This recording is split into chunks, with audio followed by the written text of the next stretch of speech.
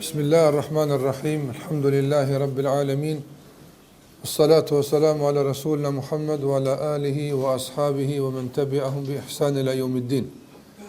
Të gjitha falënderimet, lavdërimet, adhurimet tona i takojnë Allahut Azza wa Jall, sa paqja dhe bekimet e tij qofshin mbi Muhammedin sallallahu alaihi wasallam, bi familjen e tij, shokët dhe të gjithë ata që ndjekin këtë rrugë deri në ditën e fundit të kësaj bote. Po takohemi edhe sot me lejen e Allahu xhallahu ala në takimin e radhës dhe jemi në vazhdimsi me serinë që kemi filluar kohë më parë, ku jemi duke trajtuar emrat e bukur të Allahu xhallahu xhelaluhu. Në takimin e fundit kemi marrë për dy emra të cilët kanë ardhur të përmendur në disa vende në Kur'an, në veçanti në një nga ajetet më madhore dhe më të mëdha, sikur që i ka cilësuar pejgamberi sallallahu alaihi wasallam në Kur'an.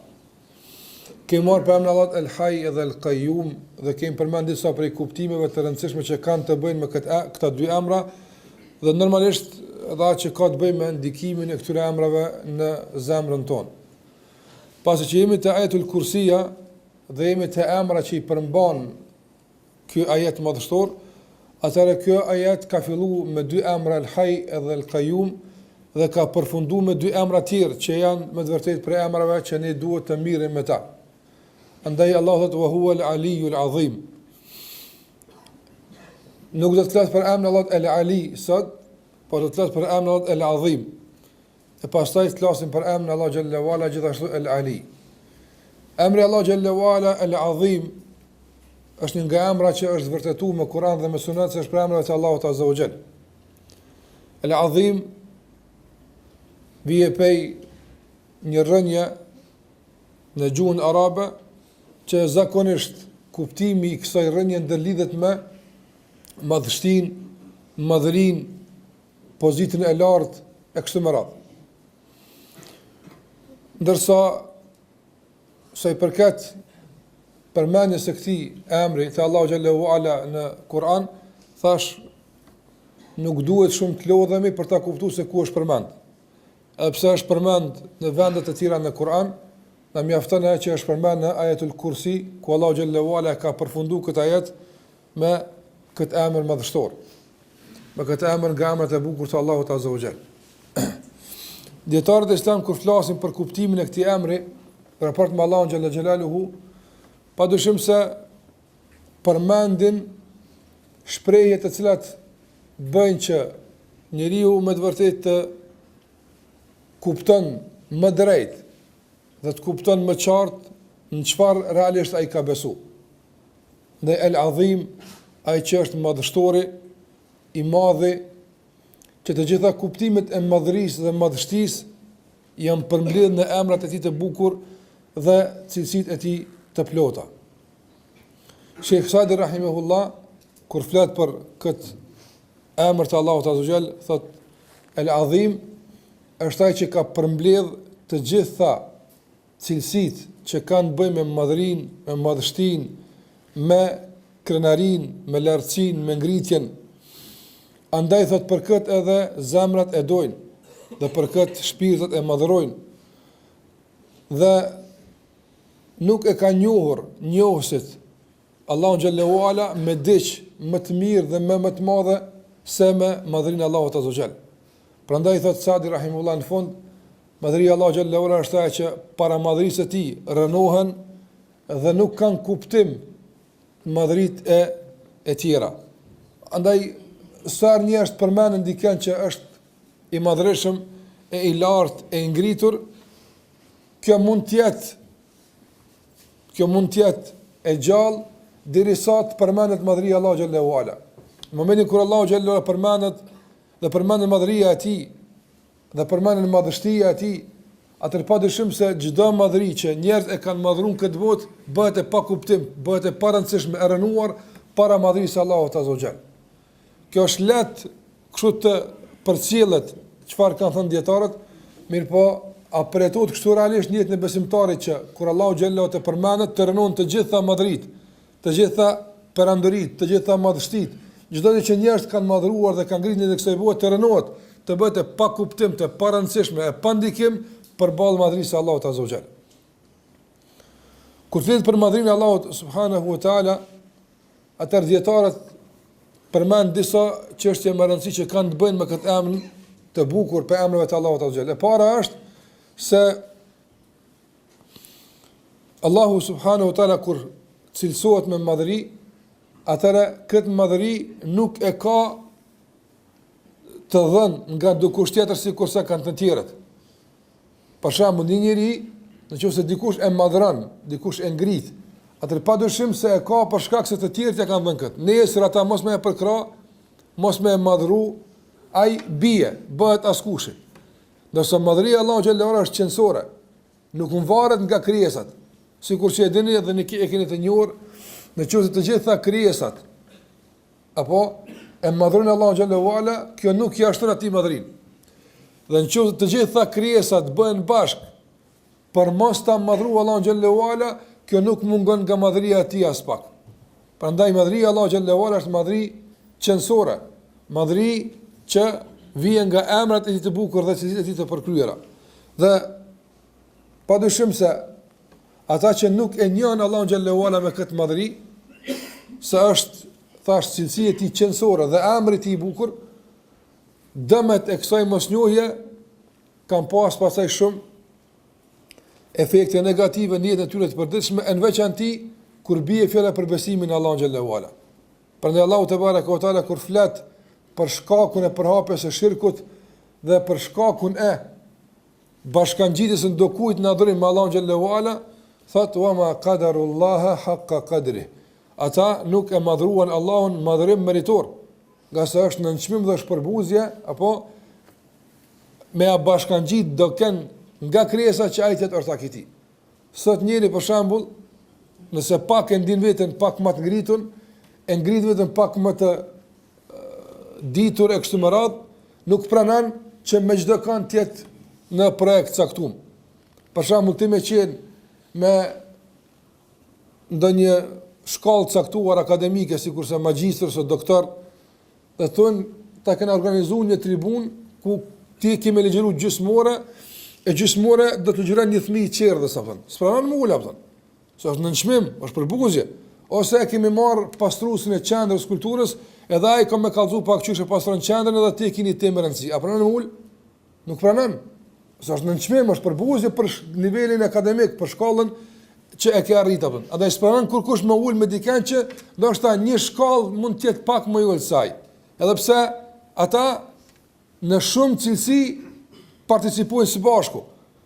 Mund të kenë dallim në nivel akademik, apo, po janë të njëjtë në aspektin fizionomik, janë të njëjtë për shembull ndoshta në nivelin ekonomik, mund të jenë të njëjtë në shumë barabartë në shumë aspekte, por ja dallojnë vetëm në një aspekt që aty njëri s'pranon me pas dikon që nuk është i barabartë me të. Ndërsa në jetën e përditshme pranon që ta bën barabartë me Allahun xhallahu ala dikon që nuk është i barabartë dhe nuk i ofrohet Allahu xhallahu ala nga asnjë aspekt. As nuk mund të jetë i barabartë e as i parafort me Allahun xhallahu xhelaluhu. Prandaj ajo që e mbron njeriu që mos ta barazon askën me Allahun xhallahu ala, ajo që e mbron njeriu që ta mban besimin të pastër në Allahun xhallahu ala është madhria e Allahut xhallahu ala. Përmes emrit të tij El Azim. Prandaj kur ti e konsideron se El Azim është emër dhe është cilësi qendrore e Allahut xhallahu ala, se ka të fituar as kur si konkuron kët, atëra ti je në rrugën e drejtë të besimit në Allahun subhanahu wa taala. Gjithashtu edhe ka ardhur shumë thash ajete dhe hadithe ku Allahu xhallahu ala flet për madhrinë e tij. Madje kërcënon ashpër çdo njeri, çdo krijesë që tenton të konkuron Allahu xhallahu ala në madhrinë e tij. Jo pse mund të arrijë kët, por për shkak se përmes saj e rënon tërësisht besimin që ka në Allahu xhallahu ala.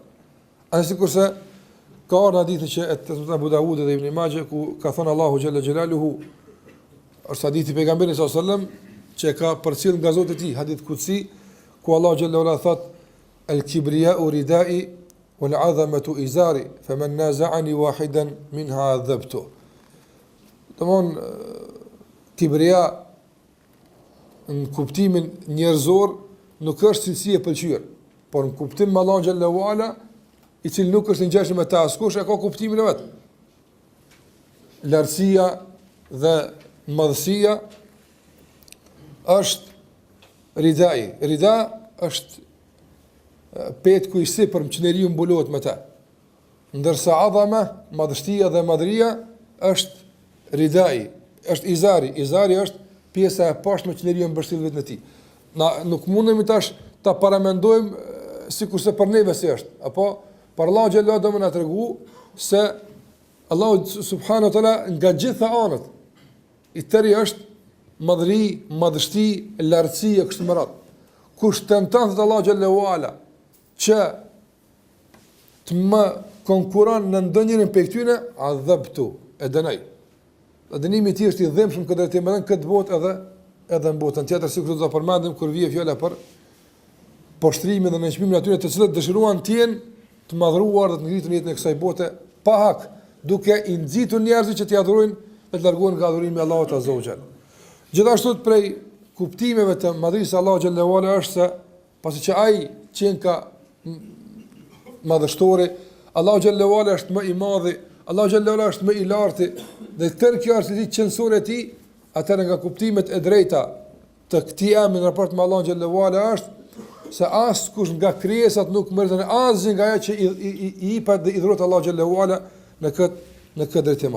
Prandaj kur themi se askush nga krijesat nuk meriton këtë madhëri që duhet Allahut t'i kushtohet, kjo nuk përkufizohet dhe nuk ndalet vetëm tek madhëria, por në të gjitha reflektimet tjera që i sjell madhëria, sikurse është dashuria, sikurse është nënçmimi, sikurse është porulja, sikurse është adhurimi. Gjitha këto janë kuptime që dalin nga madhëria. Ka sikur të thotë unë për shembull, kët nuk po e madhëres Allahu xhallahu ala. Mirë, po efektet e këtij madhërimi janë të njëjta sikur ato që duhen të jenë raport me Allahun xhallahu ala. Atëherë kjo është adhurim.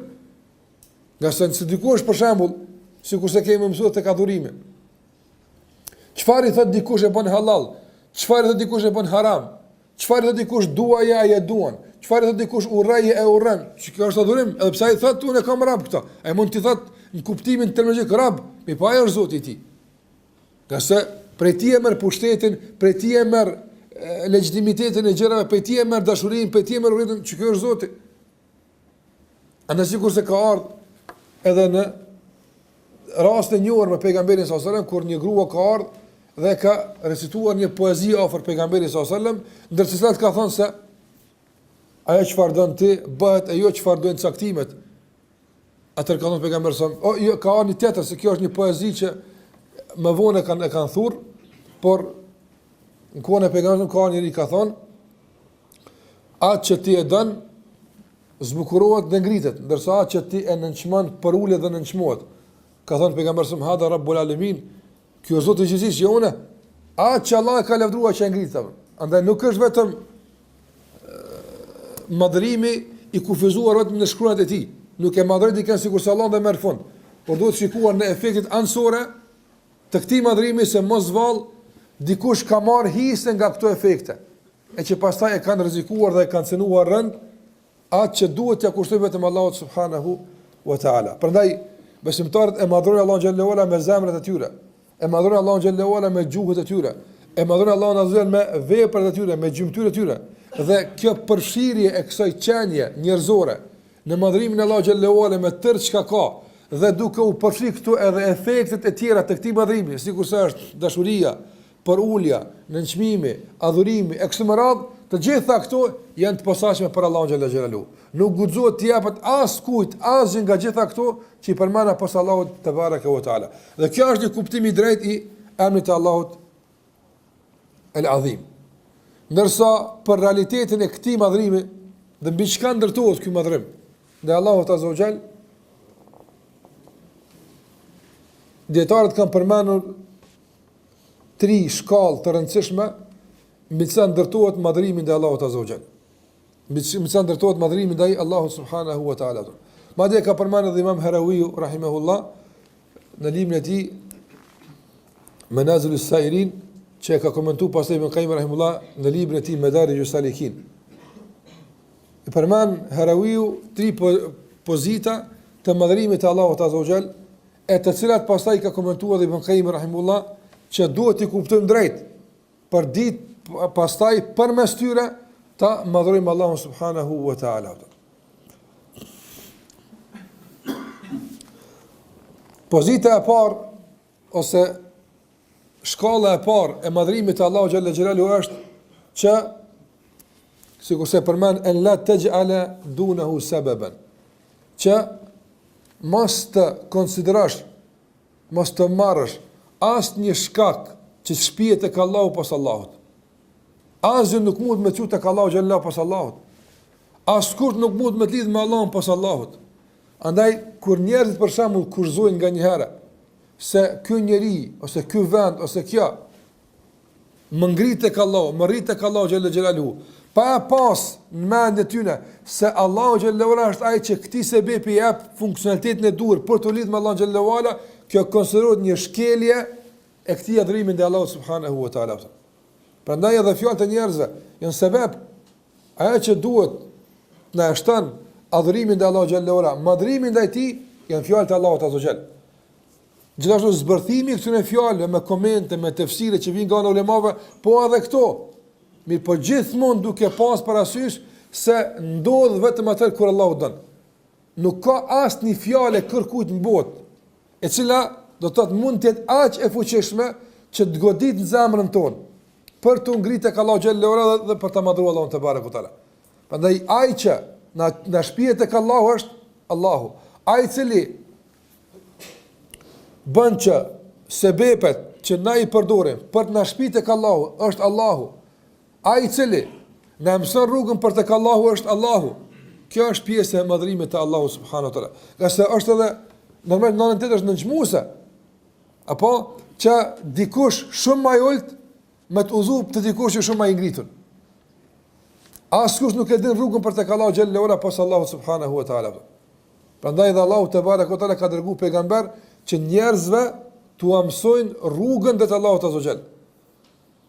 Që njerëzit mos ta ndërtojnë në përvojat e tyre, në mendjet e tyre, në analizat e tyre, në përvojat e tyre, mos ta ndërtojnë gjitha këto udhëtimin e tyre drejt Allahut xhallahu ala.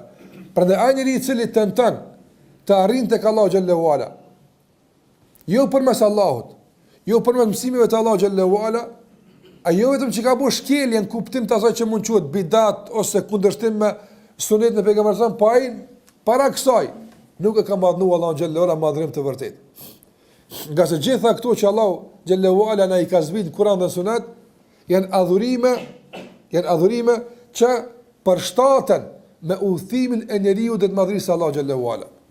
Sikur që edhe në jetën e përditshme, a ka fjalori i posaçëm që përdoret kur dikush i drejtohet mbretërve? Ka. Nuk mund të më përpilu, nuk di për shembull, jo vetëm mbretërve, po në kërkesë në komunë më dash më bë, apo duhet më ditë ku të më drejtu, si më përpilu. Teksti sa si shkon. Nëse se bën si duhet, të refuzohet. Sot ku ke pati kështu me bë kërkesë. Ku ke pati kështu me dorëzu kërkesë caktuar, nuk bën. E ka një formulim caktuar, çai formulim është i përshtatshëm për kërkesën. Prandaj edhe ato që Allahu xhallahu ala u ka dërguar pejgamberëve, që ata t'u akumtojnë njerëzve, është formulim adekuat për të drejtuar Allahu xhallahu ala, me gjitha format e adhurimit. Çdo adhurim tjetër që nuk është në përputhje me formulimin që kanë pejgamberët Allahu xhallahu ala, është nënçmim robi të drejtohet Allahut me ta. Jo nënçmimi robit, se robi duhet nënçmohet për Allahu xhallahu ala dhe për ulet, por robi nuk mund me nënçmu Allahu xhallahu ala, por konsiderohet tendencë për nënçmim dhe shkelje e pozitës së madhrimit ndaj Allahu xhallahu ala, nëse Allahut i drejtohesh me diç që ai nuk e ka zbrit në kodrat të këtij formulimi që u ka dhënë pejgamberët Allahut azza xhall. Prandaj lutjet, adhurimet, dispozitat, të gjitha ato që ka ardhur te Muhamedi sallallahu alaihi wasallam janë sebepe që Allahu xhallahu ala na i ka dhënë që ne me to ta madhrojmë Allahun xhallahu ala. Çdo dalje nga këto korniza nuk është madhrimi i Allahut azza xhall. Edhe pse njerëzit mund të shpenzojnë shumë këtë drejtim, të japin shumë mund këtë drejtim, të përpjeken shumë këtë drejtim, megjithatë nuk e kanë madhnuar Allahun azza xhall. Mund të çajnë këtë drejtim, mund të ndihen të përulën këtë drejtim të thyrë, mirë po. Nuk e kanë madhnuar Allahun xhallahu ala. Nga se shkalla dhe pozita e rëndësishme e madhrimit të Allahut xhallahu ala është që mos të marrësh sebeb tjetër për tek Allahu posti. E kuptimi i kësaj është që njeriu ta kupton se arritjet e Allahu xhallahu ala është përmes Allahut. Jo përmes askujt, as përmes vetes së tij, as përmes angazhimit të tij, po vetëm Allahu xhallahu ala është ai që të ka ngrit. Kjo është pjesë e këtij madhrimi dhe në kuadër të kësaj është se çdo drejtim, çdo komunikim, çdo adhurim i Allahut azza wa xal jashtë kornizave të asaj që Allahu dha pejgamberëve është shkelje e kësaj pozite. Është shkelje e këtij adhurimi madhor prej adhurimeve të zemrës që është madhrimi i Allahut subhanahu wa taala. Shkolla e dytë e madhrimit të Allahu xhallahu ala është që besimtari të zhveshet nga çdo ndjenjë se ka merit caktuar tek Allahu. Që njëri mendon se meriton diçka tek Allahu xhallahu ala, atëherë kjo është shkelje e pozitës së madhrimit. Dhe çka në kupton kjo? Kjo në kupton se Allahu dikujt i ka diçka borxh. Momentin kur na bëjmë Allahun borxhli për diçka ndaj neve, na kemi shkel pozitën e madhrimit. Ka se tash nuk është më pozit rab zot, apo por në situata caktuara mund të jetë pozit borxhli dhe ai që i ka dikujt borxh. E Allahu xhallahu ala si ka as kujt borxh. Pra nuk mundemi ne me bë Allahun borxhli ndaj neve, edhe në qoftë se tërë jetën tonë e kalojmë sejdë. Edhe në qoftë se tërë jetën tonë e kalojmë në agjërim. Edhe në qoftë tërë pasurinë e shpenzojmë në rrugt të Allahut azza wa xal. Edhe në qoftë se bëjmë tëra që është e mundshme ta bëjmë me gjithë ato që i posedojmë, asnjëherë nuk guxojmë të mendojmë e tash Zoti e ka borxh me na jap neve xhenetin, ose Zoti e ka borxh me na jap këtë absolutisht. Po, Allahu xhallahu ala vetes e tij ka bërë obligim që rob më jap këtë, por jo rob e kanë obliguar atë. Dallon kjo. Apo andaj edhe nëse nuk na jap, nuk na ka bërë padrejti. Por ai na ka premtuar se na jap me mirësinë e tij. Për këtë arsye edhe njerëzit zakonisht në kësaj bote kur bëjnë ndonjë punë mirë ose angazhohen për diç dhe pastaj Allahu xhallahu i sprovon me diçka, menjëherë mendojnë se ata e meritojnë një jetë pak më të mirë. Ata e meritojnë një pozitë pak më ndryshe. Ata e meritojnë një respekt pak tjetër. Ata meritojnë një gjendje ekonomike pak më të avancuar kështu me radhë, edhe pse ata ndoshta nuk e shprehin me gjuhë, por sikur thotë Ibn Qayyim rahimullah, nëse pak bën një mihje të caktuar, bën një lëvizje të caktuar brenda zemrës tënde, e gjen se njeriu në vetën e tij ka një mendim të keq për Allahun xhallahu ala, mendon se Allahu e ka borxh për shkak të mirësisë së tij, unë i nimova këtij dhe atij, pse tash më ble keq, apo na të kuptojmë këtu se Allahu xhallahu ala i ka borxh. Transmetohet se Daudi alayhis salam është lutur ka thonë o Zot, me hakun e baballarëve të mi që e kanë të ti. Baballarët e Daudi alayhis salam të parë të tij që kanë qenë nga pejgamberi i Allahut azza wa xal dhe nga njerëz të mirë prej Beni Israelve, ka kërkuar që me hakun e tyre, me pozitën që kanë tek Allahu xhallahu xhelalu, me mirësinë që kanë, Allahu xhallahu më ndihmua. Atëherë Allahu xhallahu i ka shpall Davud alayhis salam, ka thonë, e çfarë haku kanë baballarët e tu tonë? Unë i kam udhëzu, unë i kam vërtu, unë i kam shpall, unë i kam shpërbli. E tëra është për meje. Prandaj kjo është një mësim, normalisht që çdo kush për ne duhet ta marr. Po them kështu me thonë është e thjeshtë, nganjëherë do shprehje nuk janë vështira më u thon. Madje edhe nëse veç çdo musliman e din shumë thjesht, më thon dikujt atë ka Allahu borxh, jo s'm ka borxh. Kuptim teorik dim të komunikojmë drejt, mirë, po që kjo të bëhet në gjurim jetës tonë, që kur mëne mos me të skusë të ka borxh. Se këtë çka ai të ka thonë është më tepër se që ti e meriton. Nëse çështu di me komuniku me Allahun xhallahu vazhdimisht, kjo është madhrimi i Allahut azza xhallahu. Çdo pozitë tjetër, çdo mënyrë tjetër e komunikimit me Allahun xhallahu ala nuk është pjesë e këtij madhrimi që kemi obligim të kushtojmë Allahut subhanahu wa taala. Prandaj robi nuk ka azet e Allahu xhallahu ala, edhe pse Allahu te robi ka shumë. Apo na i kemi borxh Allahut azza xhall. Borxh tamam borxh kemi. Jo në kuptim që na e kena obligu vetës tonë, apo daj borxh kemi Allahut xhallahu ala adhurimin. Borxh kemi. Mirë, po Allahu xhallahu ndaj robëve të tij nuk ka kufar borxhi. Absolutisht. Pas ato që ai ka bë obligim për veten e tij nga mirësia e tij. E jo që dikush mund të obligon Allahu xhallahu ala për ndonjë raport caktuar apo për ndonjë pozitë caktuar si pasojë ndonjë veprimi të caktuar kështu më radh. Absolutisht. Dhe shkolla e tretë e madhrimit të Allahu xhallahu xhelaluhu është që mos ta kundërshtojmë Allahu xhallahu xhelaluhu në ndonjë nga caktimet e tij. qofshin caktime kosmologjike apo qofshin caktime shariatike. Nga madhrimi Allah xhallahu ala dhe ndëruar është të madhrohet urni i tij dhe të madhrohet ndalesa e tij.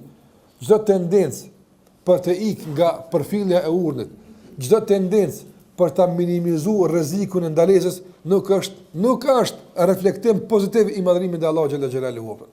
Prandaj njeriu që e madhron urrin Allah xhallahu ala, duke e ditë se kjo është më e dobishme për te, duke e ditë se kjo është më e mira për te, duke e ditë se kjo është më e nevojshme për te, duke e ditë se askush nuk ka pas mundësi më lehtë dhe më mirë me obligues se Allah xhallahu ala, kjo është ai që madhron Allah xhallahu ala. E po dikush që mendon se 5 kohë namazit janë apo edhe me 2 kish bën për ball, apo ky s'është madhrimi Allah xhallahu ala. Jo, veç 5 janë. Madje edhe më shumë është dash për xhenet pa Allah na ka mëshiruar. Apo te kaxhirimi. Nëse e shikon mahall, e sheh se ato që Allah i jep me një muaj Ramazan, vallahi me 12 muaj s'ka mundë të marr kurr. Po ai ka prun këtë muaj. Ai na ka mundsuar këtë muaj. Andaj madhrimi i kësaj dhe shëndimi i kësaj që Allah na ka obliguar me të, ose ndalesa që Allah na ka ndaluar, është pjesë e madhrimit të Allahut subhanahu wa taala. Gjithashtu edhe në caktimin kozmologjik që Allah ka caktuar, që më ndodh diçka robët, e gjen robën gjithmonë të porulur dhe nga ata që e falenderojnë dhe janë mirënjohës te Allahu xhallahu ala, nga se ka pas mundësi të jetë diç më e rëndë, diç më e vështirë.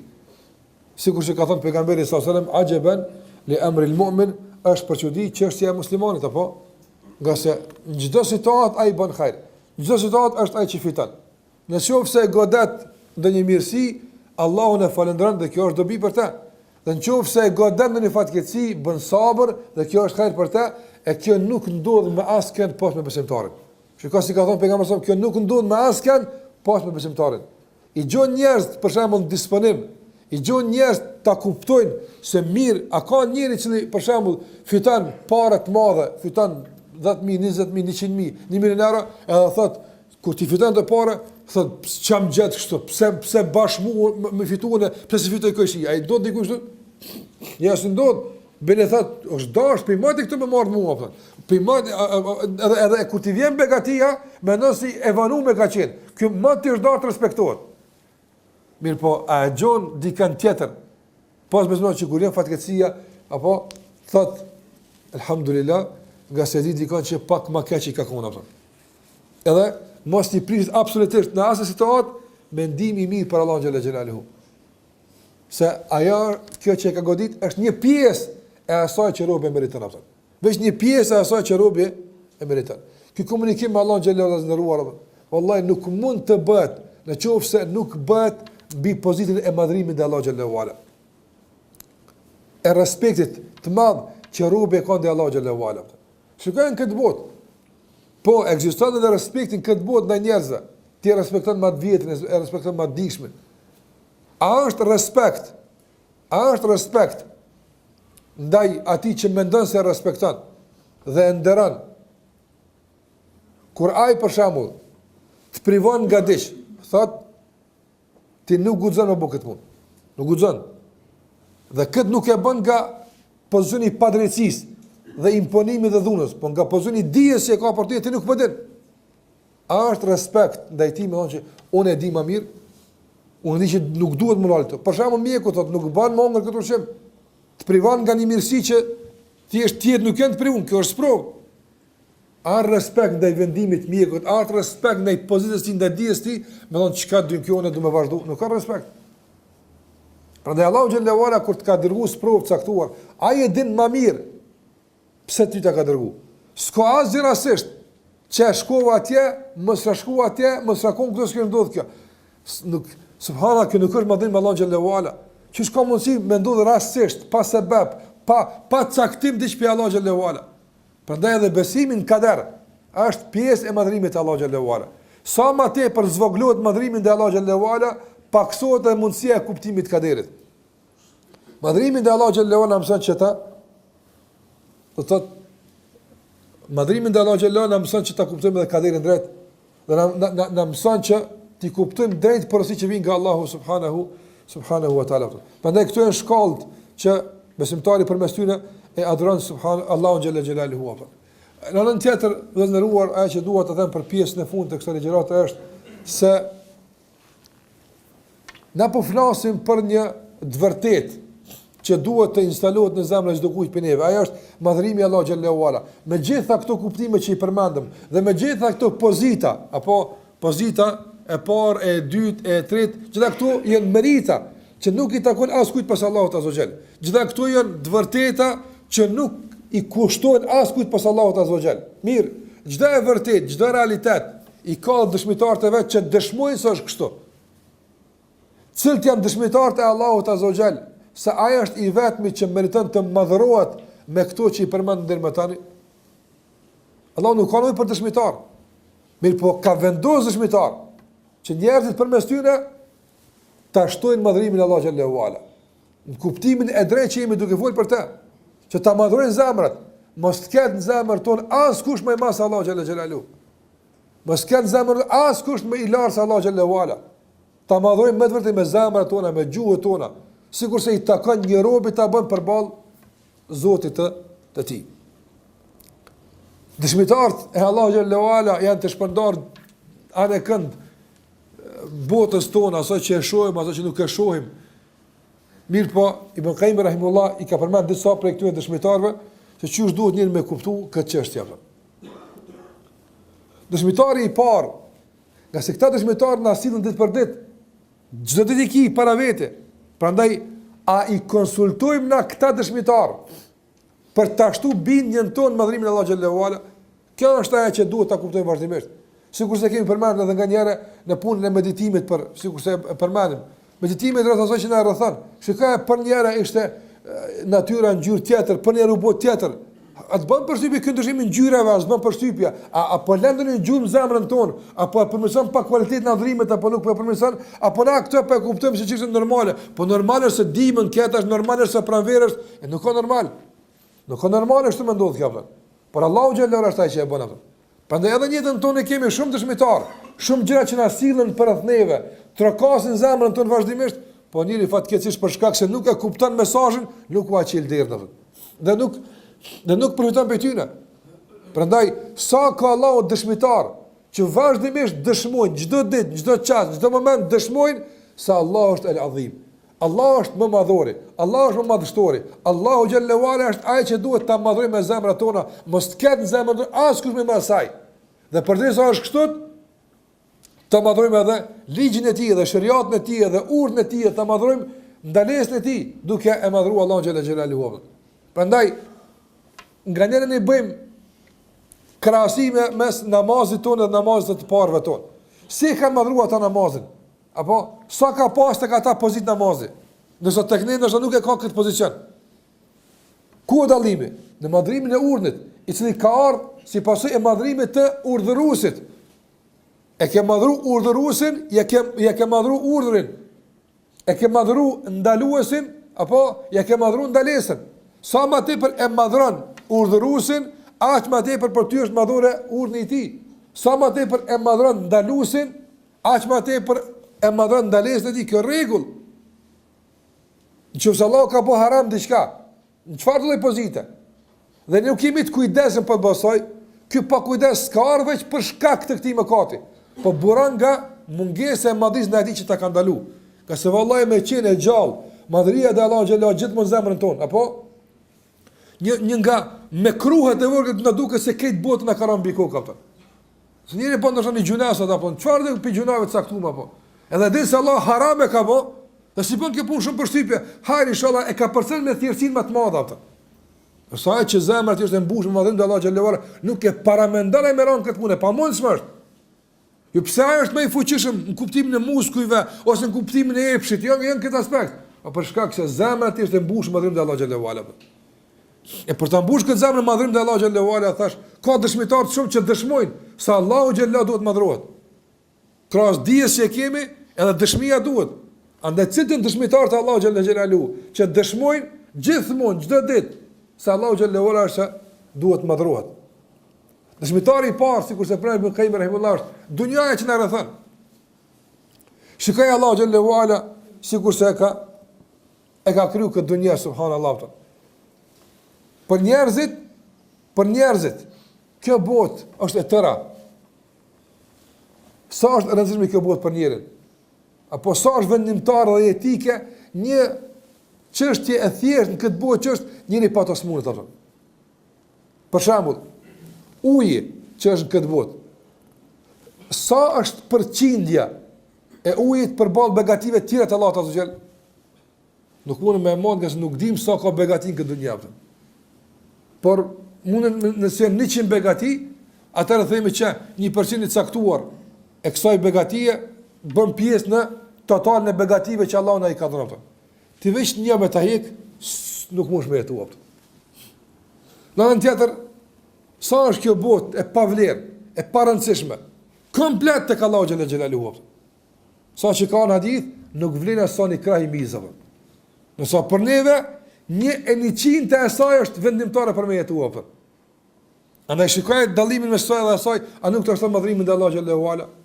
Pastaj në këtë botë, sa kanë kalu për njerëzve që kanë pas ushtri, e kanë pas pasuri, e kanë pas perandori, e kanë pas kështjela, e kanë pas gjëra, e kanë pas, ku e në ata ata? Ata qëtu kanë jetu, qëtu e në konë? Kjo botë dëshman për nënçmimin e tyre. Wallahi, kjo botë është dëshmitare për asgjën e tyre. Kjo botë është dëshmitare për atë se ata s'kanë qenë askush hiç. Kjo botë dëshman. Ata këtu kanë qenë. Ku ka jetu faraoni? Për vetë në tokë. Apo ku e ka shpall faraoni dhe faraonët e tjerë? Ku e kanë shpall ata? Mohimin dhe Allahut azza xal dhe luftën e pejgamberit Allah xhallahu. Mu këtu, ku janë? Kjo botë dëshmon çdo ditë për madhrinë Allah xhallahu ala sa ai mbetet çdo kush shkon pe këtu i tam. Përcjellja e njerëzve në vazhdimsi nga kjo botë dhe vendosja e tyre nga sipërfaqja e tokës në barkun e saj, a nuk na bën përshtypje se sa është Allahu madhështor? Sa ka përcjell Allah nga gjenerata nëse ai ka mbet dhe do të mbetet. Prandaj kjo botë çka ka? Nga mirësi dhe begati dhe gjitha që ka në këtë botë, dhe nga fuqit, apo dhe nga pasuri, dhe nga gjitha që ka, fundit Allah xhallahu ala, apo ja ka caktu një moment. Allah që nuk ka mundësi njeriu me asgjë me e shtyja s'pak apëta. Pra i sikur se ka bërë edhe me emuni ai pe halivet muslimanëve, se ka pas territor hatashëm të madh të pushtetit të tij. Apo thuhet për Harun e Rashidin, ka pas atë shumë territor të gjerë të shtetit të tij, saqë kur është sill në një ran mbi qiell, ka thonë shko ka dush se mu ka më marr begatia jote apo. Në ku duhet të shërsir, ka qenë territori i tij i madh. Ndërsa kur i ka vdekja, i ka thonë ja men la yazul mulku irham man qad zala mulku. O ti që nuk përëndon kur, nuk largohet kur pushtetit, apo mëshiroj atë që është ka i përëndon pushtetit ati në avta. Andaj përëndimi i shumë pushtetarëve, a nuk në eshton madhrimin dhe Allah xhallahu ala? Shikoj ata diktatorë që ka qenë në botën arabe. Rami aty në shpeshëre, njerëzit analizojnë, jo ky, jo ajo. Wallahi, kur i shëniri se sot në nënçmum, e të lidhën, e të shtrim, e duke ik, e të nënçmuar, e të përbuzur, që derdje kanë qenë në kolltuqet e begative kështu me radhë, a nuk ta ushqen zemrën madhësi veç Allahu xhallahu është ai që s'mposhtet ato. Në kjo botë ka dëshmitar të shumtë që dëshmojnë se Allahu xhallahu duhet të madhrohet. Edhe në rrafën e ligjeve, sa ligje në këtë botë janë ndryshuar, sa kushtetuta janë ra, apo sa sisteme janë dëshmuar se janë të dëmshme për njeriu. Nëse vazhdon ligji i Allahut, vazhdon sistemi i fesë Allahu xhallahu mbetet i pa konkurrencë dhe i pa ndryshueshëm. Sfidimi i ligjit Allahu xhallahu ala ligjet e tjera, a nuk ta shton zemrën madhrim? Kjo botë të shpëtar për këtë punë. Nuk mundesh me marrë vesh në xhenet. Për shembull, në xhenet në kuptim shpërimit pa, në ahiret. Por me mat nuk sa të skatë, nuk është e kundërta. Nëse në këtë botë është sistemi ekonomik islam dhe sistemi ekonomik i të tjerëve, apo ata i dyshojnë vazhdimisht dhe përsëri Allah i dënon. Nëse mbetet ajo që Allah e ka vendosur, ajo mbetet valide dhe dobishme për njerëzit. Këto krahasime që bën, a nuk e shtojnë zemrën madhrim dhe Allah xhallahu ala? Kush e ka bërë këtë obligim? Kush e ka bërë këtë obligim? Kush e ka ndaluar këtë gjë që njerëzit mas sa shekuve po e kuptojnë se është e dëmshme? Kush e ka bërë këtë? Allah xhallahu ala. Prandaj kjo botë është dëshmitar me gjitha ato që ka konte, zhvillimet e saj, begatit e saj, mirësit e saj, madje edhe të këqijat e saj, gjitha këto janë dëshmitar se Allahu xhallahu ala është el-Azim. Pa aq sa përfitojmë nga ky dëshmitar, para që të na rritet madhrimi i Allahu xhallahu ala në zemrën tonë. Dëshmitari i dytë është mas dunjas kush? Ahireti. Shiko, ti lexon në ajete, lexon hadithe, çfarë do të ndodh apo në ahiret, duke filluar nga ringjallja, nga tubimi i njerëzve, nga ardhja e xhenemit, nga zbritja e diellit, nga këto zhvillime kaq të mëdha, ky menaxhim kaq i madh i njerëzve, asnjë mos më mbet në tokë, gjithmonë ngjall, çdo kush u idhan nufusu zuwijat, edhe kur trupat të bashkohen me shpirtat, shpirti kërkujt gabimisht nuk ngjitet dikujt tjetër. Në shpesh subhanallahu ndodh njëri me pas 2-3 fëmijë, tu i vesh muhabit, ti është dikujt me dikujt, habitet. Tu gut, ngutit madh dia vesh ti, gabim, vesh akti ti gaban me 2-3 fëmijë tu, apo gaban se tu guti shumë për gutje.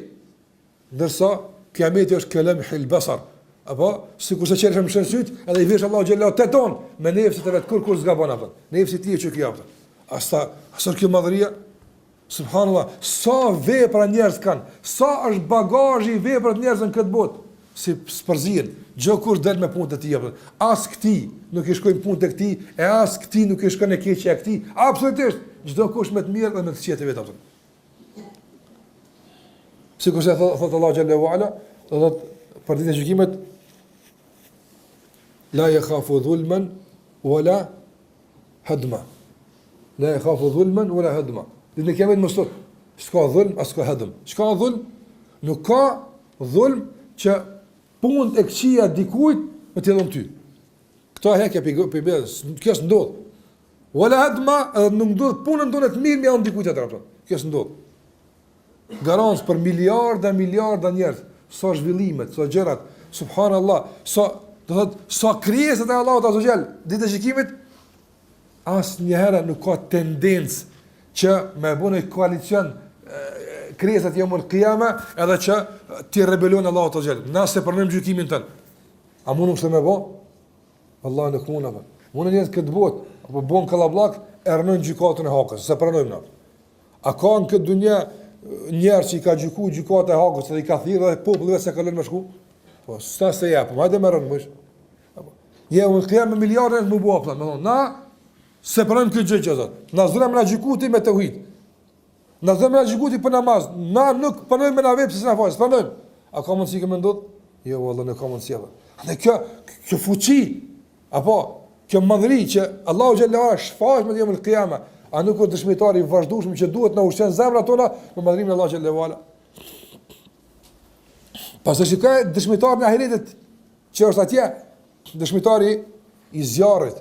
Subhanallah, çfarë zjarri, çfarë madhësie ka. Çfarë madhësie ka. Gëlltit me mira miliona njerëz. E krijesa të tjera për gjinëve. Madje në xhenem hudhet dielli dhe hana për t'ia shtuar dënimin banorëve të xhenemit. Apo sa rritën banorët e xhenemit, sikur se ka thënë pejgamberi sallallahu alajhi wasallam, bëhet një dhëmbëti si kodra e Uhudit. Sa rrit Allahu xhallaxhelaluhu apo. Çfarë këto zhvillime, kush i bën Allah? Ton kjo fuqi, ton kjo dije. Çdo kush në xhenem, edhe në xhenem, pse ka bën kufur, çdo kush në pozitën e vet. As kush më poshtë, as kush më lart. Edhe pse të gjithë janë dënim, apo ana para menimit, meditimi i kësaj që ndodh atje, vallahi e ushqen zemrën me madhrim të Allahu xhallahu ala. Dëvajmë la ilaha illa Allah. Sot njerëz subhanallahu ke punë në burg se menaxhan. Si të rebelon, ka dhithime, ka dekun, në burgë, gjenë siguri e lartë, ikë për burgu.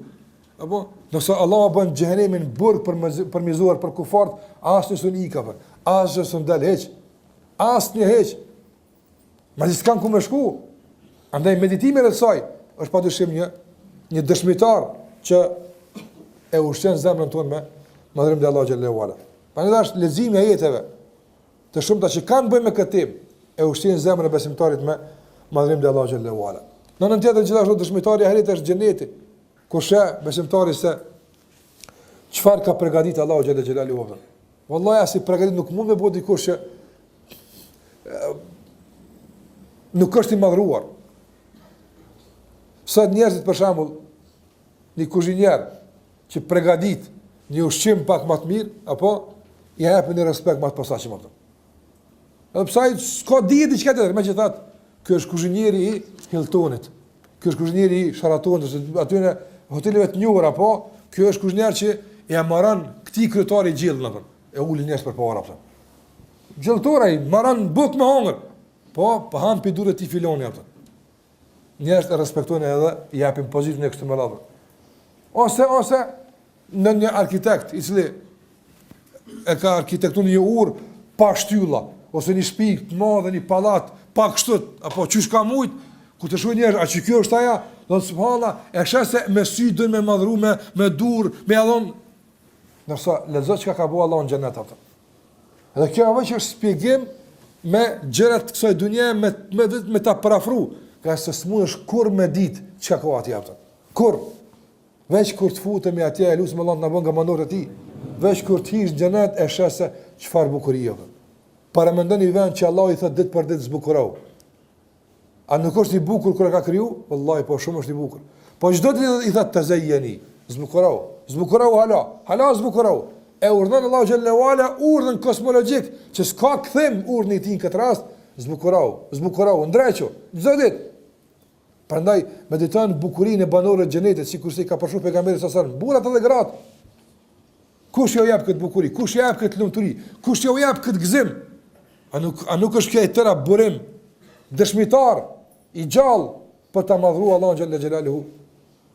Në qoftë se dikush për një të mirë që na ka bë, apo japum një respekt, e dikush që ton këto të mira po na jep këtu, edhe po na premton për diçka që as mendje se ki çka të jap nesër, si duhet të jetë për respektin e tij dhe madhrimin e Allahu xhallahu ala. Pastaj këto dëshmitar që flasin, dëshmojnë për diçka, dëshmojnë për madhrinë dhe madhështinë e atij që i ka bërë gjitha këto, Allahu subhanahu wa taala. Gjithashtu prej dëshmitarëve më të mëdhenj, padyshim, dhe më të rëndësishëm që dëshmojnë për madhështinë e Allahu xhallahu ala, që dëshmojnë për madhrinë e Allahu xhallahu ala, kush është? Vetë Allahu subhanahu wa taala. Kur zon njëri xhallahu xhelalu, kur zon njëri për Allahu xhallahu xhelalu, çfarë emra të bukur, çfarë zgjidh për kryera, veprat e tij, begatit e tij, a nuk janë këto dëshmi për madhrinë e Allahu xhallahu xhelalu? Wallahi padyshim se po.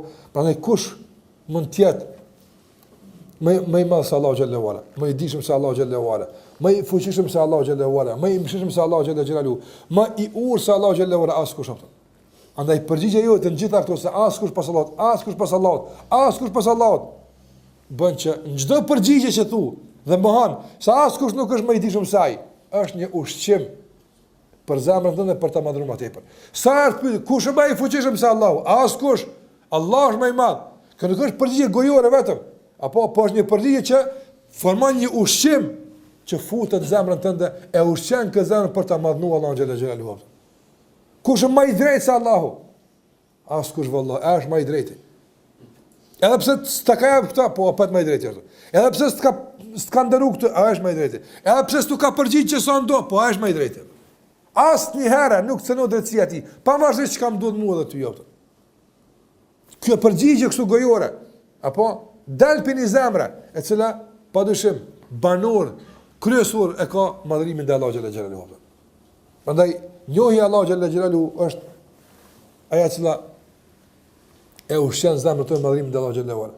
Dhe ndëruar nëse krejt dija e njerëzve, peja dimi të alësam, dhe njërë në fundit, krejt me mujt njerëzit, krejt qka kam për dijes, krejt qka din, apo me nëzirë, me vendosë me një enë, apo edhe me i dërë dhe për parë, në arab që ka gjdim. Sa ban kjo për balë dijes, Allah xhallahu xhelalu? Asgjë vallahi.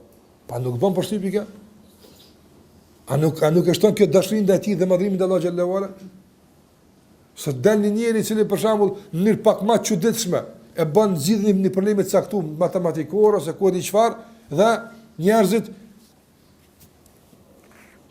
nuk kanë guxim me i thonë keq e ki edhe me një aspekt që ai s'ka lidhje me të aftën. Nëse kjo është gjeniu i botës apo. Pa i gjeni është matematika, nuk është gjeni në biologji për shembull. Jo edhe aty din ajo. Njerëzit nuk ja prishin kur gjë, Se ky është ai që I ka zgjitur problemet. Krejt dijen e gjenive dhe tjerëve që ka komi u bashk. Krejt Allah ju ka thonë, wa ma utitu min al-ilmi illa qalila. Krejt që ka njerës kanë për dijes, krejt sot, vetë sot, edhe për para, edhe që kanë me pas, krejt që ka din, krejt me këtë dije që Allah u ka thonë, që kanë zburu këta, aeroplanën e gjitha që ka krejt që ka kanë, Allah ju ka thonë, ju s'keni dije, që na dim diçka, mirë ndim që diçka dini pak. Fillimisht e ka wa ma utitum, se më thonë dikujt ti din pak, ti pja pohan ati që din. S'ka ardhur mirë pohore për njërin që din. Me thonë Allah, që ka thonë Allah njerëzve, ju dini, pak dini. Unë pranoj që dini, po pak dini, ja. Wa ma utitum min al-ilm. Ju nuk dini hiç. Që di çtu njëra. Wa ma utitum min al-ilm, ju nuk dini hiç. Krejtini njëran, seans më rrëveshë. Illa qalila, pos pak. E kjo pak jep me kuptu se po sa kom zgjidh unë mjë dhona. Edhe petat e çka dini është për me jepën.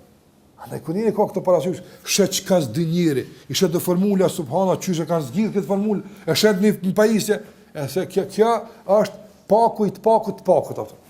Apo kur gjë heq. Edhe normal pastaj zemra normal, dhikr normal, namaz normal, jo zban. Njohja Allah xhallahu ala është ai që padyshim e shton tek besimtari madhrimin dhe Allah subhanahu wa ta'ala. Dhe thash dëshmi të shumta që na rrethojnë, dëshmia e dunjas, ahiretit, dëshmia e njohjes Allah xhallahu ala, dëshmia e tauhidit, dëshmia e njohjes Allah xhallahu ala, edhe është dëshmi për të madhruar Allah xhallahu ala. Kur Allah mohan la ilaha illa Allah, sa të thuaj la ilaha illa Allah, subhanallah, a nuk shohet madhria e Allah xhallahu ala? La ilaha ska askush që meriton të adhurohet, po ju kondo të fortë, ju kondo këti bimë në tokë. Illa Allah, veç Allah të gjellë. Pohimi I të drejtës për adhurim, vetëm për Allah xhallahu ala, dhe mohimi I kësaj të drejtës nga çdo kusht tjetër, Allah është dëshmitar I gjallë, ditë për ditë kujtan, për madhrimin e Allah xhallahu ala, për madhështinë e tij, për atë sa është më I lartë, më I madhi, më madhështori. E sa muslimanë thonë që la ilaha illa Allah, apo e durti kanë haram. La ilaha illa Allah, e ka syti kanë haram. La ilaha illa Allah, e zemra Allah në ku ka shëtit në haram me kështë më radhë. Nërsa, a din që kaj të thonë ti? A din që kaj të mëhuti? Dhe a din që kaj të pëhuti? Sa njerëzit I friksuar magjistarëve? Apo? Kanë frikë njerëz për magjistarëve? Ti thush la ilaha illa Allah. Kajtë bashkë në bofë s'krini që ka me bofë. Ti a din që po thush Allah? A din që të bënë e përvojnë? E tani? A I sigur që është shto? Po I sigur që. E s'mur me konë sigur pa madhërimin e Allah xhallahu ala. Wallahi, pa thë, atë illa Allah, nëse thush të fort, apo, e I rëzën këtu para kësa japë. Ama la ilaha ma fort se illa Allah, kjo është goj. Se të njerës këtë parën e kanë ma të fort se dytën. Jo në kuptim të mohimit, po në kuptim të fuqis, që mund të kenë këta qaj, realisht po I mohon fuqit e ty në apëta. Dhe la ilaha illa Allah, po, këtë bota bashkë më bo, tonë bashkë më bo, s'kini mundësi me mbo dëmë, po sa ka thonë aj që unë kom illa Allah. A I sigurt?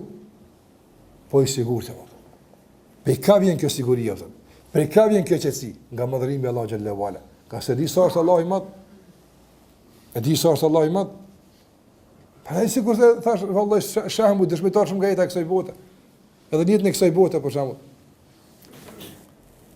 Ti me dash me dëshmu për dijen e dikujt. A I thush, bëni pyetje çka dëni, në kuptim që asoj tema. Mos na çat dush, sa problem. Po pe ka e dijen e sa din kjo. Apo e çat dush vet, sa problem. Pse? Se di sa din.